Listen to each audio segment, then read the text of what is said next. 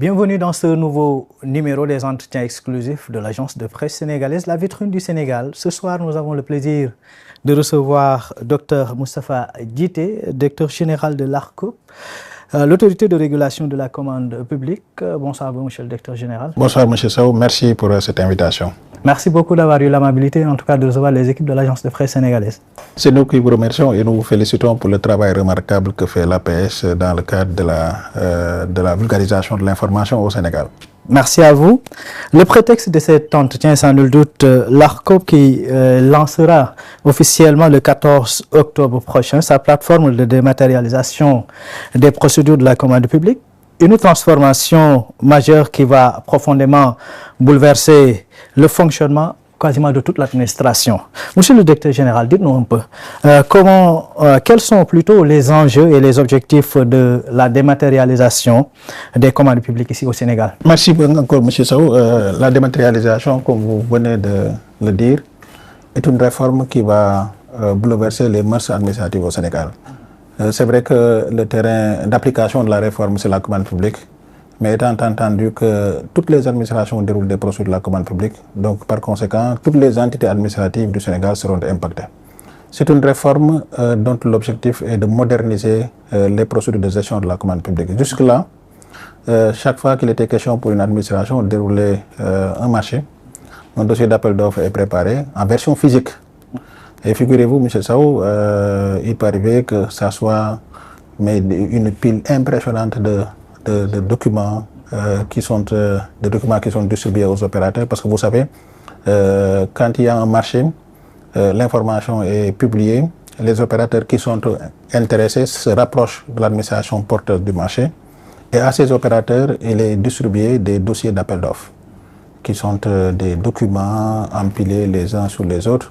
Et c'était des dépenses énormes pour l'administration. Maintenant, après, sur la base de ce dossier d'appel d'offres, je vous donne la situation un peu de départ, de référence. Sur la base de ce dossier d'appel d'offres, chaque opérateur avait comme responsabilité de se retirer dans ce laboratoire pour préparer son offre.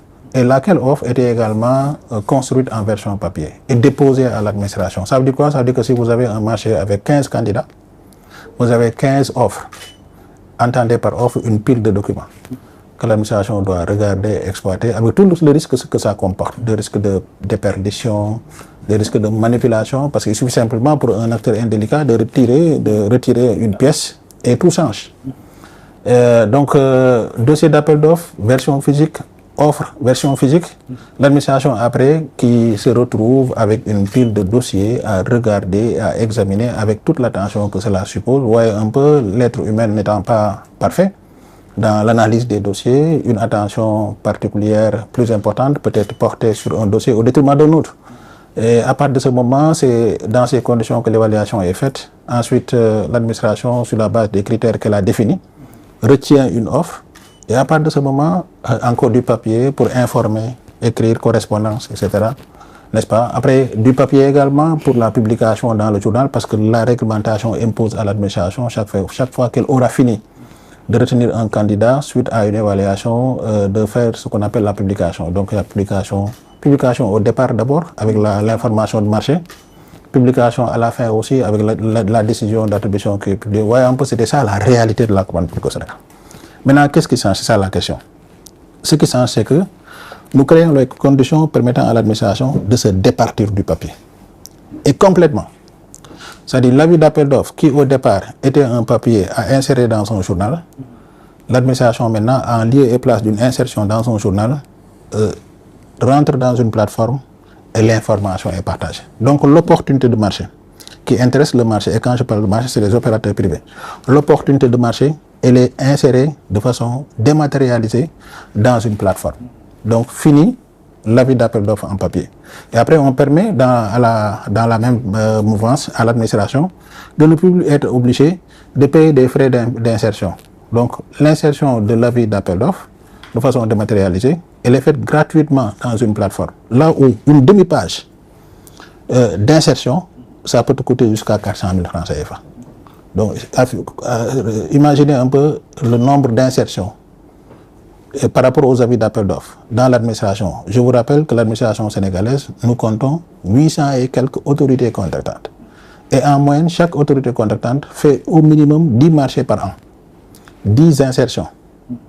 C'est énorme. 10 insertions. Et ça, c'est juste l'avis d'appel d'offres. Après, il y a l'attribution, etc. Donc ça, c'est le départ. Donc ça, c'est fini. Maintenant, après, le dossier d'appel d'offres qu'il fallait construire dans une pile de dossiers. Là également, la plateforme permet à l'administration, chaque fois qu'il est question de construire un dossier d'appel d'offres, de rentrer sur la plateforme et le dossier d'appel d'offres est construit de façon dématérialisée, donc avec 0 papier.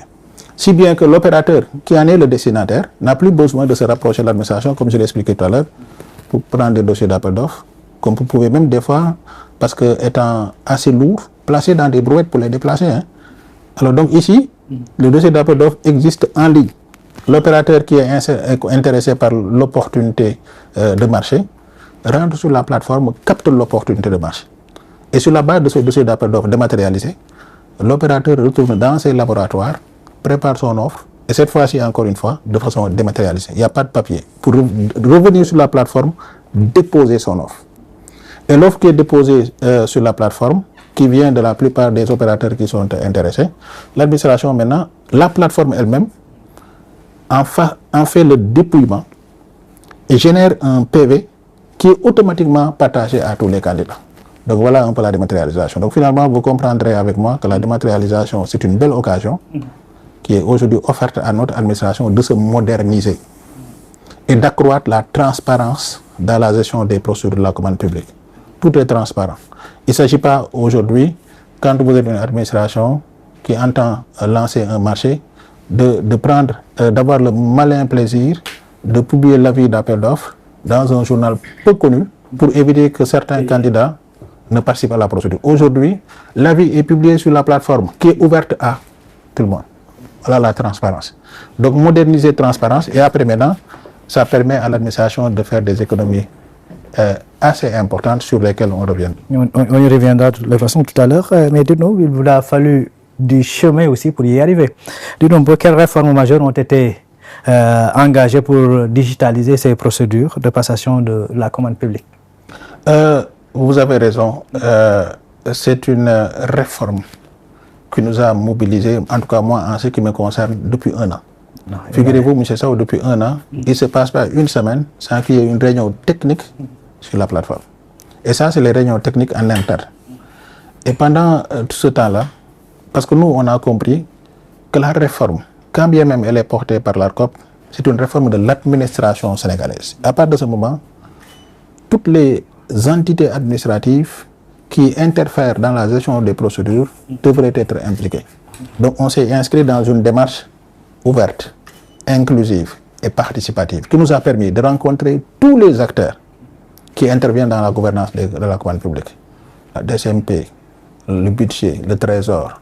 On a rencontré presque toutes les administrations pour dire regardez ce que nous sommes en train de faire. Est-ce que si vous avez des préoccupations que vous considérez comme n'ayant pas été suffisamment prises en compte, dites-le nous. On fait le réajustement nécessaire pour permettre à tout le monde d'être confortable. Donc aujourd'hui, ceci nous a permis d'avoir une plateforme qui aujourd'hui fait un consensus. Pour donner un exemple, tout le monde sait que le bras technique de l'État sur les questions numériques, c'est la CEDEM. Avec la CEDEM et ses équipes, on a eu à tenir plusieurs réunions techniques. Mais le directeur de la CEDEM a été particulièrement impressionné. Il a été même question parfois de mettre à contribution des experts étrangers qui sont venus regarder la plateforme, le challenger dans sa fonctionnalité, dans sa flexibilité, dans sa sécurité. Et le constat est unanime. Nous avons une plateforme sûre, sécurisée. Nous avons une plateforme flexible, nous avons une plateforme innovante, nous avons une plateforme assez originale dans sa conception. Parce que la plateforme que nous avons, c'est une plateforme qui est modulaire. Parce que vous savez, la commande publique, c'est un enchaînement d'étapes.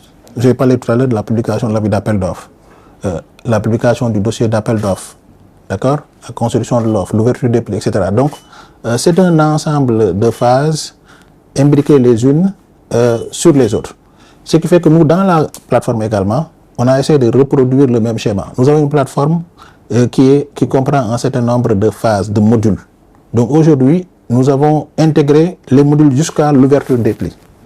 Après, pendant la phase pilote qui va s'ouvrir à partir de mi-octobre, on va en off et en back office développer les modules complémentaires pour que, à la fin de la phase expérimentale, c'est-à-dire au mois de janvier, on aura une plateforme qui serait suffisamment éprouvée par rapport à sa fonctionnalité et parallèlement et en back-office, les modules complémentaires qui permettent d'avoir une plateforme complète seront déjà finalisés. Et je dois rappeler à travers le monde que la plupart des plateformes de gestion de la commande publique s'arrêtent à l'évaluation.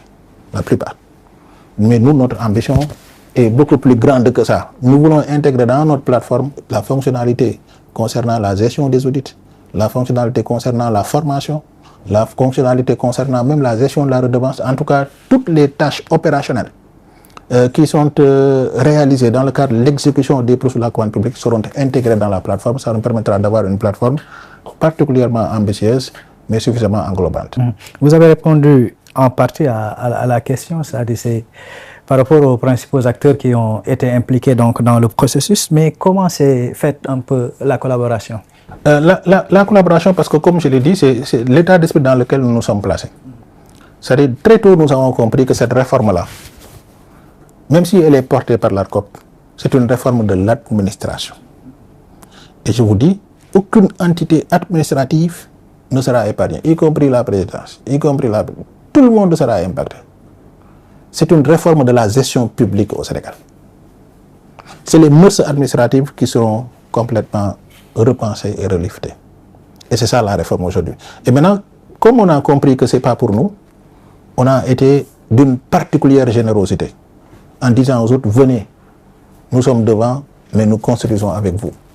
Et on a mis à l'aise tout le monde. Je pense que c'est ce qui a justifié un peu l'engouement des uns et des autres. Tout le monde s'est approprié de la plateforme. Aujourd'hui, si vous parlez à la DCMP, c'est comme si c'était leur réforme. Si vous parlez des autres administrations comme la CEREM, il y a des départements ministériels aujourd'hui qui nous marquent l'intérêt de venir lancer avec nous. C'est parce que tout le monde a compris que c'est une réforme qui, au-delà de l'ARCOP, permet à l'administration d'enregistrer des bons qualitatifs en avant.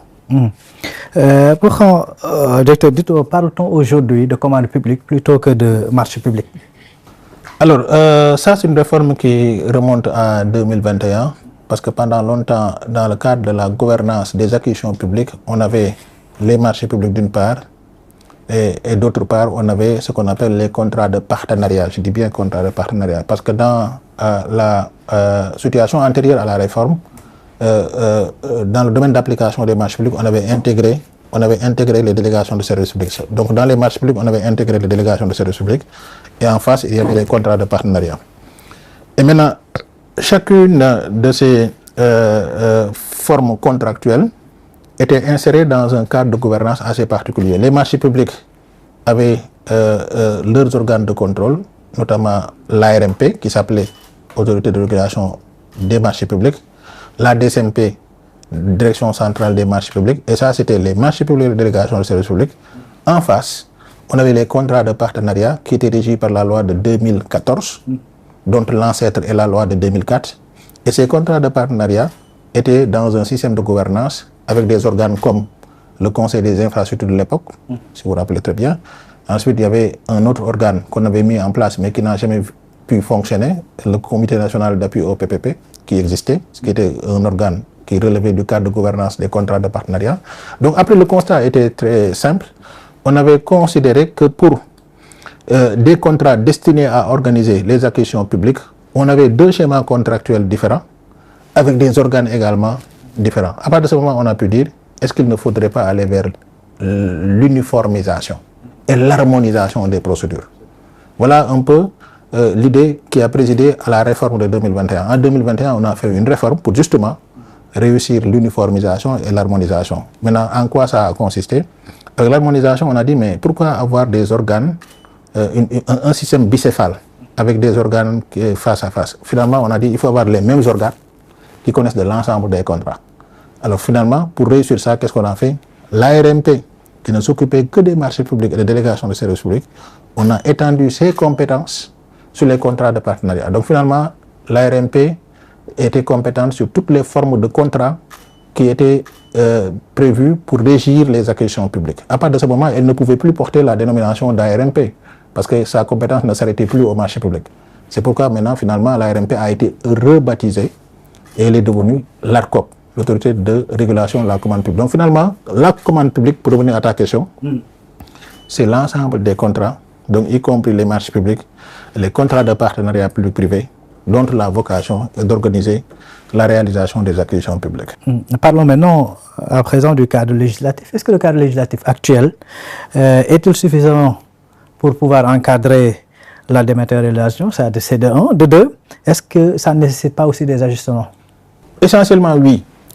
Parce que déjà, le décret portant Code des marchés publics prévoit la possibilité de dérouler les procédures de façon dématérialisée. De la même manière que le décret le permet sur les marchés publics, le décret sur les PPP également ouvre la possibilité pour dérouler les procédures de façon dématérialisée.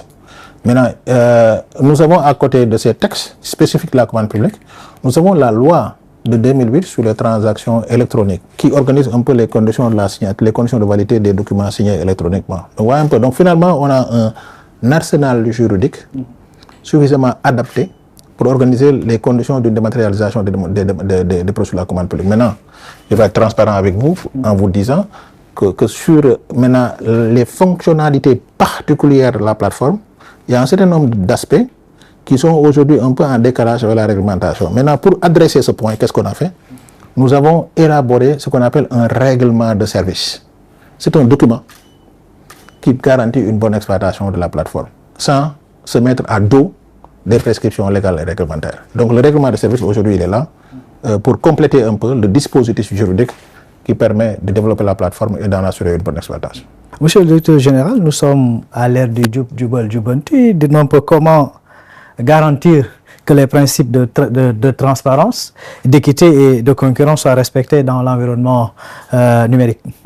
Je vais vous dire une chose qui vous permet de comprendre simplement que notre plateforme est au cœur du Jubal Jubanti.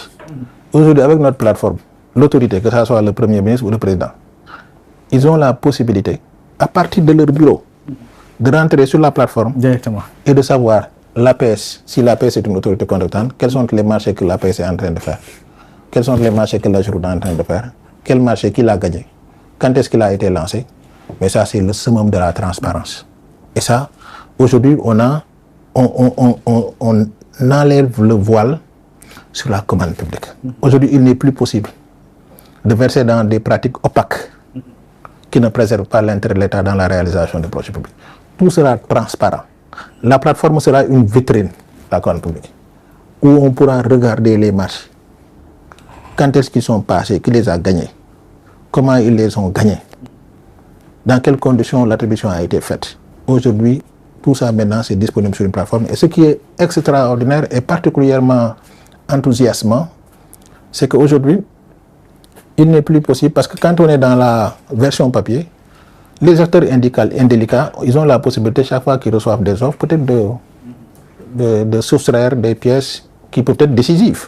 Mais aujourd'hui, avec la plateforme, une fois que la documentation est serrée, maintenant, il y a un mécanisme de sécurisation qui ne permet pas à un acteur indélicat d'en assurer une certaine falsification.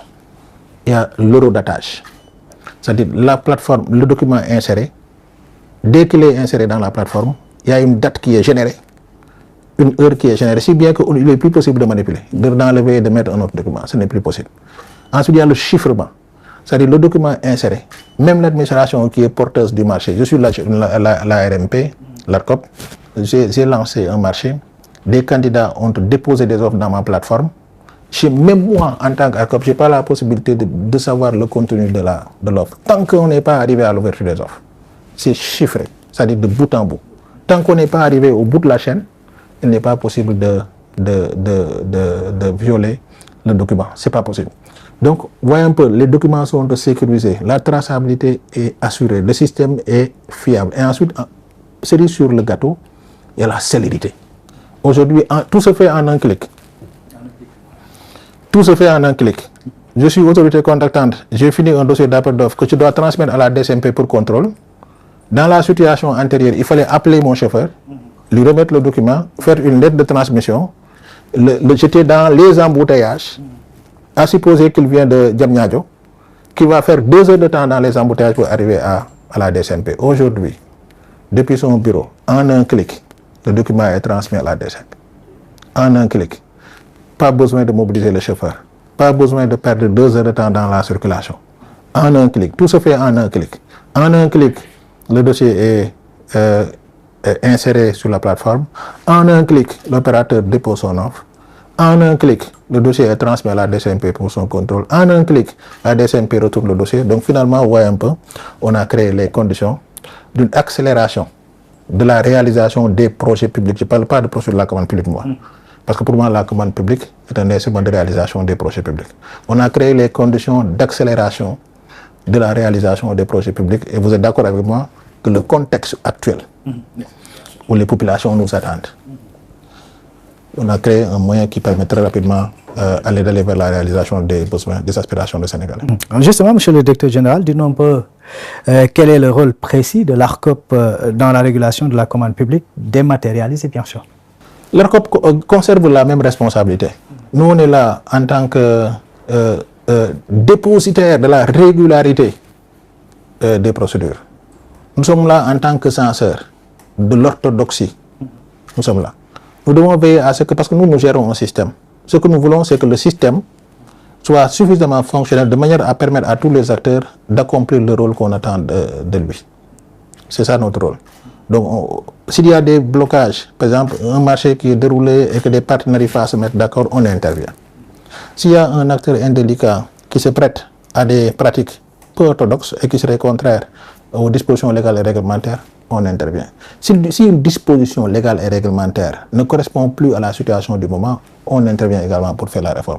Si le système manque d'un dispositif qui est nécessaire, on crée les conditions permettant la mise en place de ce dispositif. C'est dans ce cadre d'ailleurs que s'inscrit la plateforme. Le système en avait besoin et nous, on a pris les dispositions pour créer Je peux donner encore un autre exemple.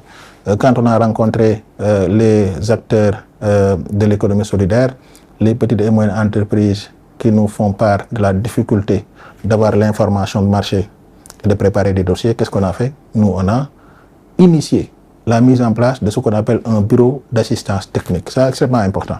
C'est-à-dire un bureau d'assistance technique dont le rôle est double.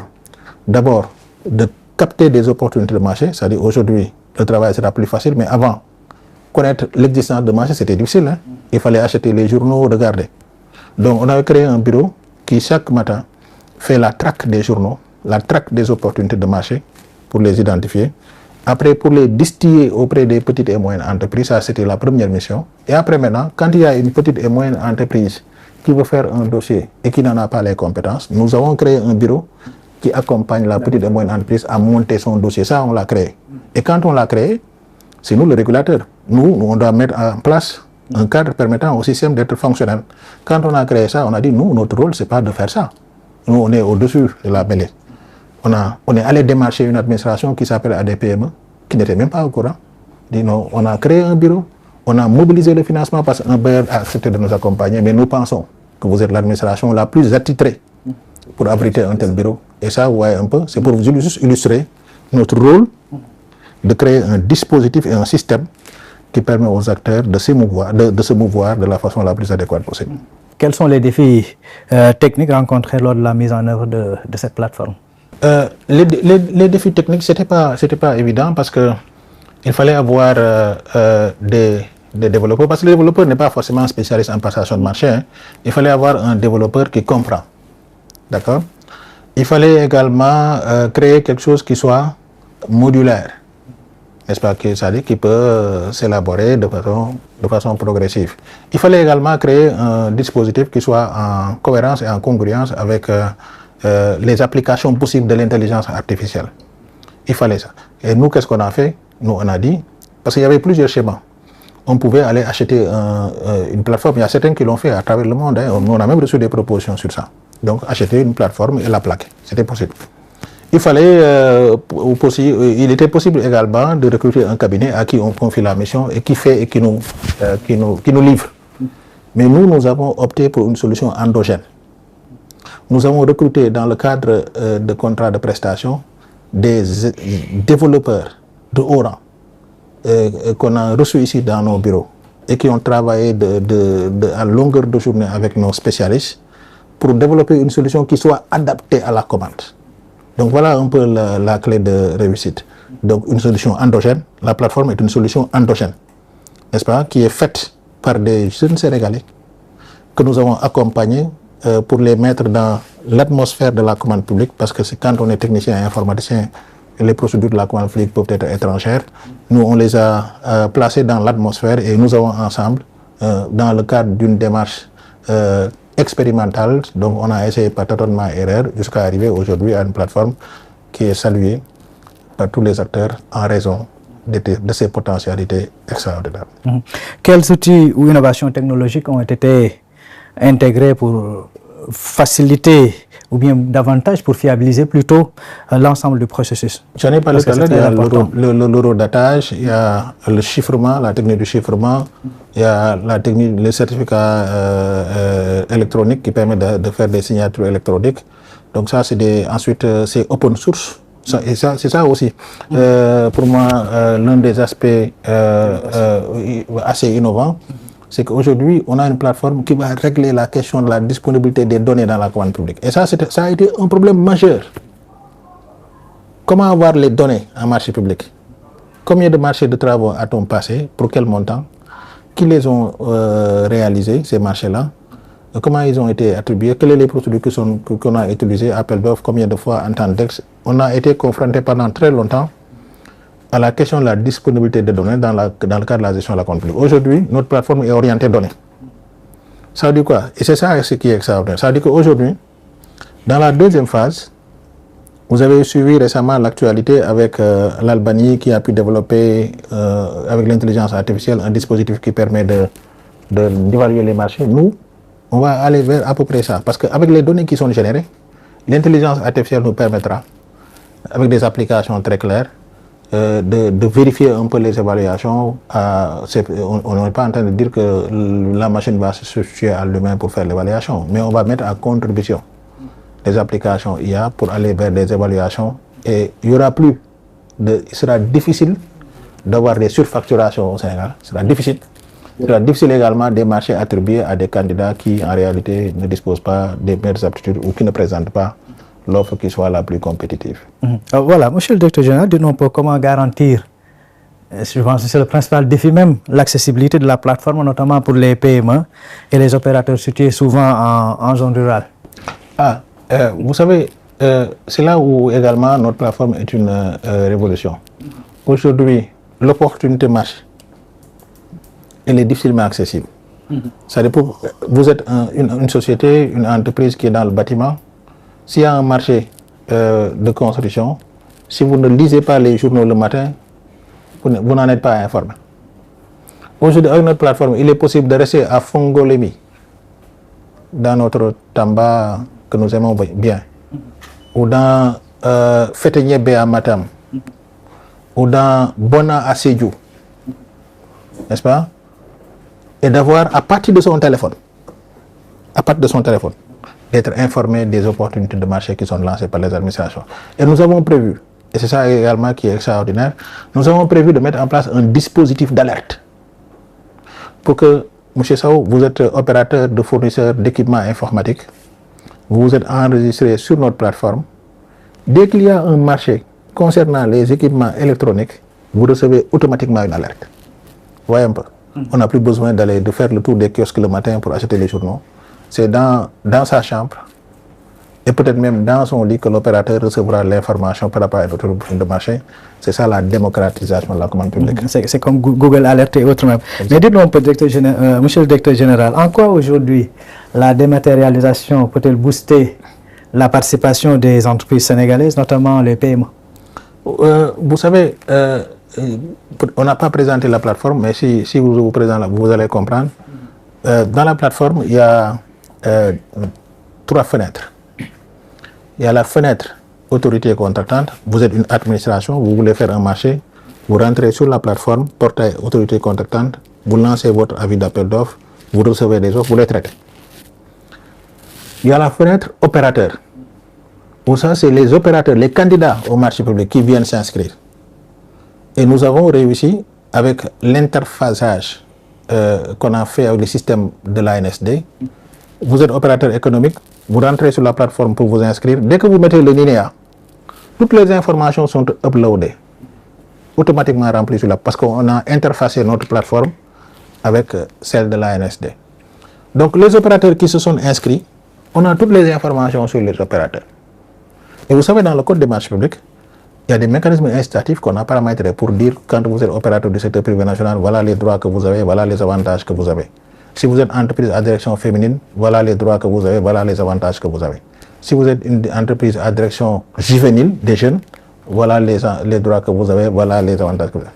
Maintenant, le fait d'avoir un tableau de bord qui donne l'information sur l'ensemble des entreprises. Vous êtes d'accord avec moi que vous avez plus facilement la possibilité de savoir quelles sont les entreprises qui relèvent du secteur privé national et quelles sont les entreprises qui ne relèvent pas du secteur privé national. Et ça vous permettra de vérifier les avantages qu'on a paramétrés. Est-ce que ces entreprises-là qui sont sénégalaises, parce qu'on les connaît maintenant, est-ce qu'elles en bénéficient ou pas? Et maintenant, après, vous savez, quand vous avez un avantage que vous donnez, pour que l'avantage puisse profiter à celui qui en est bénéficiaire, il faut que ce dernier soit identifié d'abord. Il faut qu'on sache il est où et qu'est-ce qu'il fait. Voilà ce que la plateforme a réglé. Aujourd'hui, avec notre plateforme, on a une banque. Aujourd'hui, il est possible de savoir, si vous prenez un secteur d'activité économique particulier, notre plateforme sera capable de vous dire il y a combien d'opérateurs sénégalais qui sont dans le secteur d'activité. Et ça, c'est plus facile. Donc, si vous voulez, par exemple, donner un marché par rapport à une activité particulière, si vous visez les entreprises sénégalaises, vous savez rapidement comment les trouver ou les trouver. Vous voyez un peu. Très rapidement. Donc, une plateforme qui permet finalement d'accroître la participation du secteur privé national dans la réalisation des procédures de la commande publique. La digitalisation permet-elle aujourd'hui de réduire les coûts administratifs et d'améliorer la gestion des deniers publics, surtout dans ce contexte? Aujourd'hui, avec la plateforme, et sans exagérer, on s'attend à des économies de 300 milliards par an. Sans exagérer. 300 milliards par an. Sans exagérer. Je vous donne juste un exemple, ça vous permet de comprendre. Aujourd'hui au Sénégal, on a 800 et quelques autorités contractantes. 800 et quelques autorités contractantes. Chaque autorité contractante, c'est au minimum 10 marchés par an. Minimum. Ça peut aller jusqu'à 20, hein? Je parle du minimum. 10 marchés par an. Mais chaque marché doit faire l'objet d'un dossier d'appel d'offres. C'est-à-dire si on enlève tout ça, et le dossier d'appel d'offres, c'est le papier. Le dossier d'appel d'offres, c'est les équipements imprimantes qu'il faut mettre en place. Le dossier d'appel d'offres, c'est le local qu'il faut créer pour imprimer. Le dossier d'appel d'offres, c'est l'agent qu'il faut recruter pour faire la reprographie. Tout ça, ça disparaît, ça tombe, ça s'écroule comme un château de cartes. Et ce n'est pas fini. Regardez le nombre d'administrations qui viennent chaque matin déposer des dossiers à la DCMP. Le chauffeur qu'il faut mobiliser, le carburant qu'il faut acheter. Je vous ai dit tout à l'heure que désormais tout se fait en un clic. Le chauffeur n'est plus nécessaire. Le carburant qu'il fallait acheter chaque matin, ce n'est plus nécessaire. Tout se fait en un clic. Et ce n'est pas fini.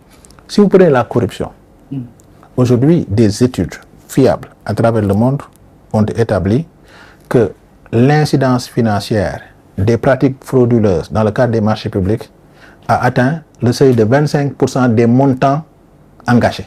Ça, c'est des études qui le disent. 25% des montants engagés. La commande publique, c'est 3 000 milliards. Prenez les 25%.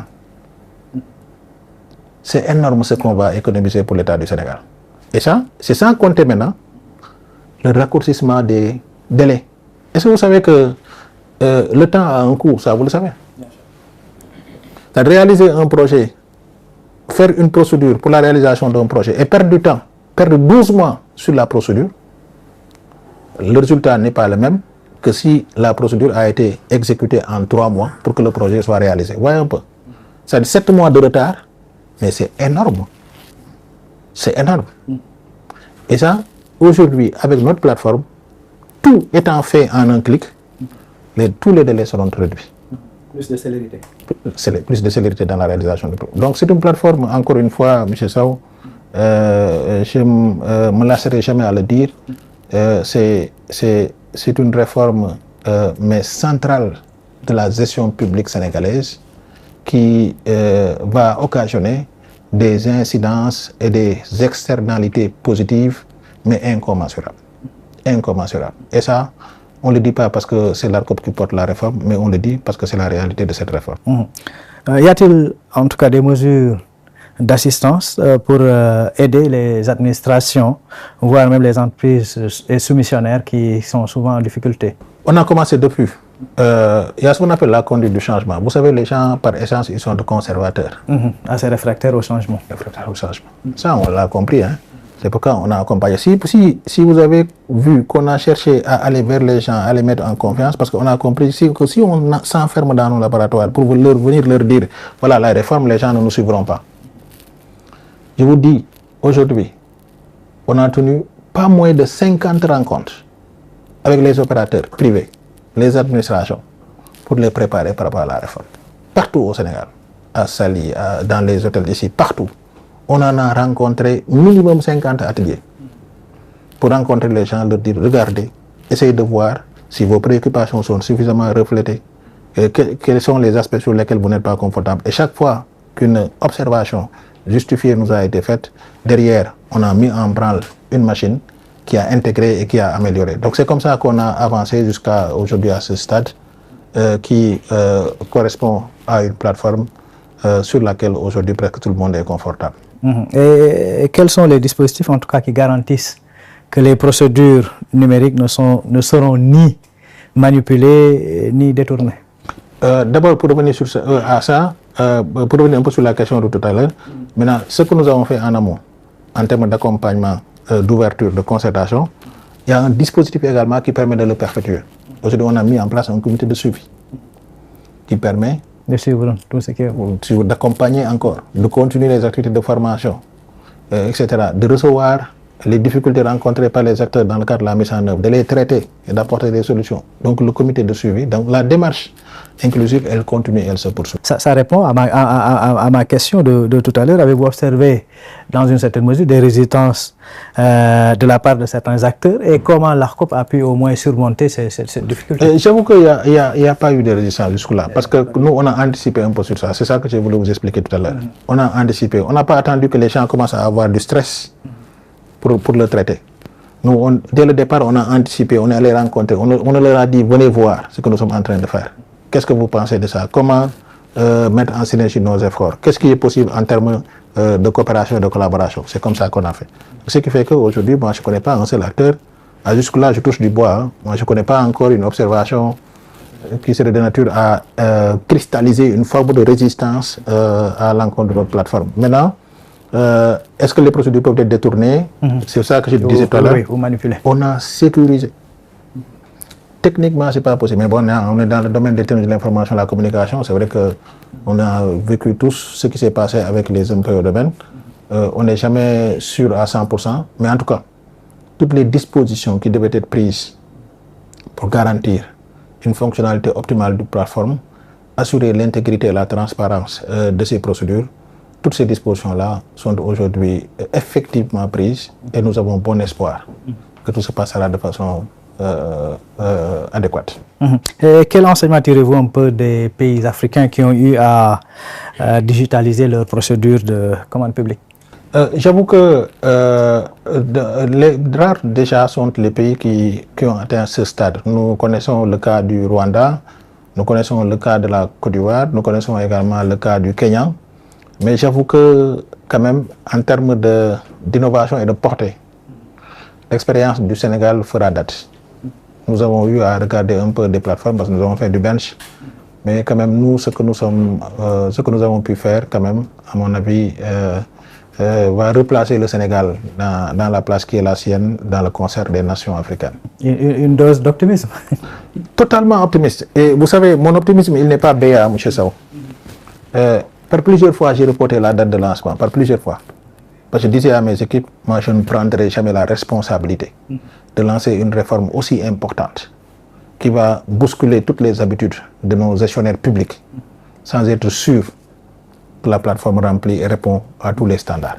J'ai reporté plusieurs fois. Donc aujourd'hui, sans l'ombre d'un doute, parce que quand une plateforme est saluée par tous les experts, y compris des cabinets français qui viennent regarder, y compris des experts, tout le monde, c'est le même constat. À part de ce moment, moi, je suis vraiment très confortable, je suis très optimiste. Maintenant, après, il faudra accompagner, parce que vous savez, c'est une chaîne de responsabilité. Nous, ce qu'on devait faire, on l'a fait. Maintenant, après, il faut que les acteurs s'en approprient et en fassent un bon usage. C'est là où on a également une responsabilité en termes d'accompagnement sur la conduite du changement. Comment les accompagner, comment les sensibiliser, comment les former, comment répondre à leur stress, par rapport à l'exploitation de cette plateforme, c'est là où également on a un défi à relever et nous sommes totalement mobilisés à relever ce défi. Et quels sont les prochains défis à relever pour une dématérialisation, j'y arrive enfin, complète et efficiente? Pour moi, le reste, c'est une question de timing. Hein. Aujourd'hui, on est dans la phase pilote. Et en back-office, on est en train de développer les modules complémentaires. Moi, je pense que si on maintient la même cadence et le même engagement, très rapidement, le Sénégal va se doter d'un dispositif qui n'existe nulle part en Afrique et qui intègre et place la commande publique dans une perspective de performance et d'efficacité. Et peut-on envisager l'extension de cette transformation numérique à d'autres pans de l'administration publique? Oui, je pense qu'aujourd'hui c'est un mouvement général. Hein. Je pense qu'aujourd'hui tout le monde se met à l'ère du numérique. Hein. Aujourd'hui, on a lancé le New Deal technologique. Donc toutes les administrations ont compris qu'il faut rapidement se mettre à l'ère du numérique. Et moi, je dois vous dire, puisque vous dépassez aujourd'hui la plateforme, que la plateforme n'est pas la seule initiative dans ce domaine que nous avons engagé ici en interne. Hein. Aujourd'hui, à l'ARCOP maintenant, je ne sais pas si vous avez suivi, nous avons ce qu'on appelle l'attestation de régulation qui est régulièrement demandée par les administrations qui passent ici tous les jours. Et depuis quelque temps, on ne voit plus personne. Pourquoi? Parce qu'on l'a digitalisé. L'acte de redevance, elle est préparée de façon dématérialisée. Et moi, je signe numériquement. L'opérateur qui demande, il reste chez lui. Il fait la demande par voie électronique. La demande est traitée. Le document est préparé de façon dématérialisée. Je signe électroniquement. Et dans les 48 heures, il reçoit son document. Ça également, c'est une innovation qu'on a lancée ici et qui est aujourd'hui en train de faire tâche d'huile. Ça a été une belle innovation parce qu'aujourd'hui, chaque matin, les gens étaient ici pleins à craquer ici dans notre salle de tente. Hein. Les gens ne viennent plus. Et pourtant, celui qui a besoin de son attestation, peut-être qu'il est à Tamba, hein, il devait se déplacer jusqu'à Dakar. Et il se passait la journée ici dans ma salle d'attente pour attendre son attestation de régulation. Aujourd'hui, ça s'est dépassé. Et ce n'est pas que ça. Aujourd'hui, vous savez, tout le monde sait que l'ARCOP prend des décisions quand il y a un contentieux dans le cadre de la commande publique. Nos décisions, avant que je n'arrive, c'était des décisions qui sont rendues le mercredi. Après, il fallait attendre la signature des membres du conseil qui signent. Et les membres du conseil, comme n'étant pas un personnel interne, ils sont dans leurs occupations quotidiennes. Il fallait mobiliser un chauffeur qui fait le tour de Dakar pour regarder quelqu'un qui doit signer un document. Quand je suis arrivé, j'ai instauré la signature électronique. Les décisions sont rendues le mercredi. Le lendemain, même si vous êtes en Chine, vous signez électroniquement. Et ça également, je pense qu'avant que vous ne partiez, on va vous montrer une décision qu'on signe électroniquement. Ça également, ça a été une révolution. Et ce n'est pas que ça. Aujourd'hui, on a développé un système de gestion du courrier, application qui permet de gestion du courrier, du personnel, l'archivage. Donc c'est l'ARCOP qui se met à l'ère du numérique. Et la dématérialisation n'en est qu'une illustration assez isolée, mais il y a d'autres initiatives qui sont prises en interne et dont la vocation est d'inscrire la gestion de la commande publique par l'ARCOP dans des perspectives performantes et d'efficacité. Monsieur le directeur général, on est arrivé au terme de cet entretien. En termes de perspective, dites-nous un peu quelle est votre vision de la commande publique sénégalaise à l'horizon 2030, voire 2035. Si on maintient la cadence, la commande publique sera véritablement un instrument au service du développement. Parce qu'elle va garantir l'optimisation des ressources publiques. Elle va faire de la transparence et de l'efficacité une réalité. La commande publique va s'inscrire dans la perspective d'intégrité. Donc, pour moi, le plus difficile, c'était de se mettre sur la rampe de lancement.